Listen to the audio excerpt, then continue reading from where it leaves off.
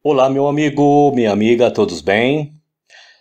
Olha, hoje, eu gostaria de falar com os irmãos, com os meus amigos, com as irmãs, com as minhas amigas, um pouquinho de história, sobre tudo aquilo que chega até nós, através do sistema religioso, né? Lembrando, antes de qualquer coisa, que os meus vídeos não é para tirar fé na história que foi contado para você dentro da tua denominação, tá? Pode continuar acreditando sem problema nenhum. É só uma maneira diferente de ver, talvez, as coisas que são apresentadas para você, tá certo?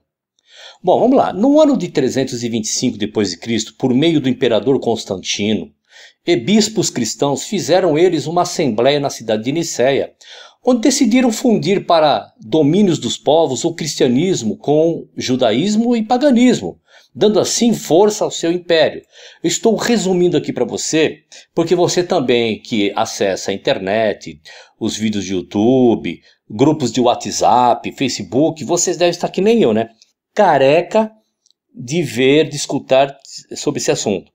Não vou me aprofundar tanto, porque eu sei que você já sabe, mas simplesmente uma maneira, como eu já disse e digo sempre nos meus vídeos, que é uma maneira diferente, talvez, de você enxergar as coisas, tá certo?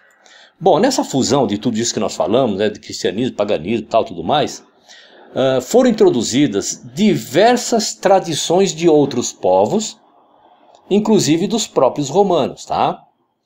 Um dos deuses dos soldados romanos que tiveram forte influência no que conhecemos hoje como cristianismo foi o tal lá que você já deve ter ouvido falar do deus Mitra. Tá? Se eu não me engano, na série de vídeos sobre a Trindade, eu falo um pouco do deus Mitra também, tá? Se eu não me engano. Sua religião, o mitraísmo, surgiu no segundo século, um pouco antes de Cristo. Para a admissão completa dos cultos, a pessoa era batizada e participava assim da refeição do sagrado pão, água e possivelmente vinho. Veja que eu estou trazendo para vocês aqui. Eu tenho outros vídeos aí mais para trás que já falei mais detalhadamente sobre, né, batismo, vinho, pão, essas coisas todas. E assim, se você tiver interesse nesse assunto, se querer se aprofundar, vá buscar, não fique com a minha informação como verdade absoluta, tá certo? Outras observâncias do que acontecia era a purificação da água, guarda do domingo, e dias santos de seu nascimento era comemorado dia 25 de dezembro. De quem? De Jesus? Possivelmente, o deus Mitra, romano, né? Agora, do nosso Messias, 25 de dezembro, e as denominações todas chamadas cristãs se dizem seguir o que está na Bíblia. Se na Bíblia o Messias nasceu nos meados de outubro, por aí, porque jamais poderia ter pastores no campo quando viram lá as estrelas, né?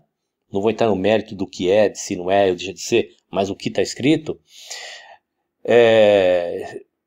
Em dezembro. Por quê? Porque o frio nessa época é muito grande lá. É só você pesquisar sobre o mitraísmo e vai confirmar aqui o que eu estou falando. Preste atenção numa coisa, meu amigo. O cristianismo de Constantino é um verdadeiro pacote de rituais e costumes de outras culturas pagãs. O nosso Salvador não ensinou ritual algum. No momento da Páscoa, ele estava celebrando a tradição de Israel pela saída do Egito, tá bom? Portanto, havia a celebração dos pães ázimos, ervas amargas e vinhos. Depois você dá um pulo lá em Lucas, capítulo 22, dos versos de 1 a 20, e vê se não é isso mesmo. Faço uma pergunta a você. A tua denominação lembra da Páscoa? Você comemora a Páscoa? Ou seja, então, segundo a Bíblia, você come pães asmos, né? Você é um descendente dos hebreus, porque a Páscoa é para a lembrança da saída do povo de Israel do Egito. Você está dentro de todo esse contexto, né? Não, não está. Será que a tua denominação está te ensinando certo as coisas? Mas agora vamos ler Lucas capítulo 22, versos 15 e 16. Está escrito assim, vamos lá. Disse-lhes: desejei muito comer convosco esta Páscoa, antes que padeça, porque vos digo que não a comerei mais até que ela se cumpra no reino de Deus. João capítulo 6, verso 51 também diz alguma coisa. Vamos lá. Eu sou o pão vivo que desceu do céu. Se alguém comer este pão, viverá para sempre. E o pão que eu der, minha carne, que eu darei pela vida do mundo. O pão não é um pão físico, pão de forma, pão sovado ou de padaria. Não. O pão que ele nos fala é espiritual, ou seja, ele mesmo. Lucas capítulo 22, 17 a 20 também nos remete a algo. Vamos lá. Então, havendo recebido um cálice, tendo dado graças, disse: tomai-o e reparti-o entre vós. Semelhantemente, depois da ceia, tomou o cálice, dizendo: este cálice é o novo pacto em meu sangue, que é derramado por vós. O cálice do nosso Messias são os seus sofrimentos, renúncia, morte, vida. Tá certo? Não é aquele vinho que você toma, aquele suco de uva que você toma literalmente dentro da tua denominação. Não é. O pão que ele divide não é aquele pãozinho lá sem fermento que você come dentro da tua denominação. Não tem nada a ver. Isso é um ritual mitraico. É um ritual trazido de outras religiões. Mesmo porque está escrito lá, depois da ceia. Depois da ceia, o Messias pega... Eu já expliquei isso em outros vídeos, vou falar bem rapidamente. Ele pega aqueles símbolos que estavam ali presente para dar uma lição. Só isso e nada mais. Marcos capítulo 10, 37 e 40 também nos traz alguma informação. Vamos lá. E eles lhes disseram: concede-nos que na tua glória nos assentemos, um à tua direita e outro à tua esquerda. Mas Jesus lhe disse: não sabeis o que pedes. Podeis beber o cálice que eu bebo e ser batizado com o batismo com o que sou batizado? Eles disseram: podemos. Jesus, porém, disse-lhes: em verdade, vós bebereis o cálice que eu bebo e sereis batizados com o batismo que eu sou batizado. Mas o assentar-me à minha direita ou à minha esquerda, não me pertence a mim concedê-lo, mas isso é para aqueles a quem está reservado. Lucas 22, 42, vamos lá. Pai, se quiseres, afasta de mim este cálice, contudo não seja feita a minha vontade, mas a tua. Veja que o nosso Messias, ele traz aqui emblemas, símbolos, falando de cálice, cálice, cálice e batismo.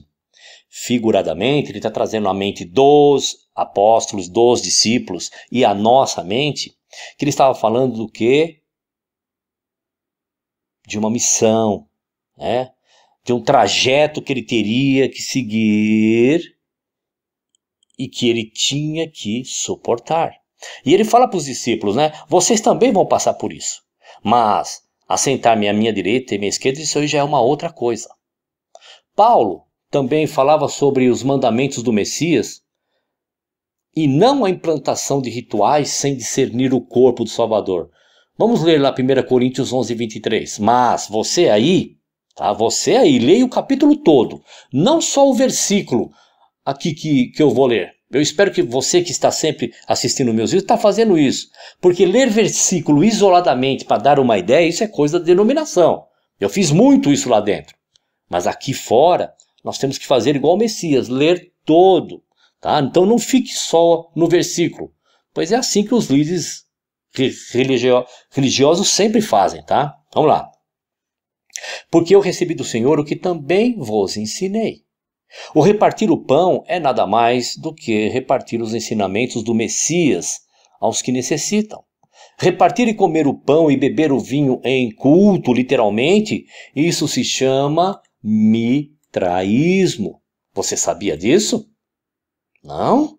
É lógico que não. O teu líder religioso que sabe de tudo isso, aquele pastor aí que te dirige na tua igreja, que fez aí o seu curso de teologia, dentro ou fora da sua própria denominação, não importa, ele sabe disso, que esses rituais não são rituais que são para nós, nunca foram para nós. Agora, se você aceita tudo isso passivamente, ok, tudo certo. Mas biblicamente, tudo errado. Tá certo?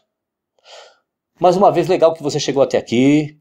Lembrando que esses assuntos que eu estou trazendo aqui para vocês, já sabem muito bem do que se trata. Só estou trazendo esses mesmos assuntos aqui, um pouquinho repetitivo do que você já viu, não comigo, mas com outras pessoas, para você ter a minha visão sobre esses assuntos, tá certo? Vai lá, dá um pulo, dá um like, se inscreva, aciona o sininho, compartilha, que isso é muito importante para o nosso canal continuar ativo, tá certo? Um abraço e até o próximo vídeo.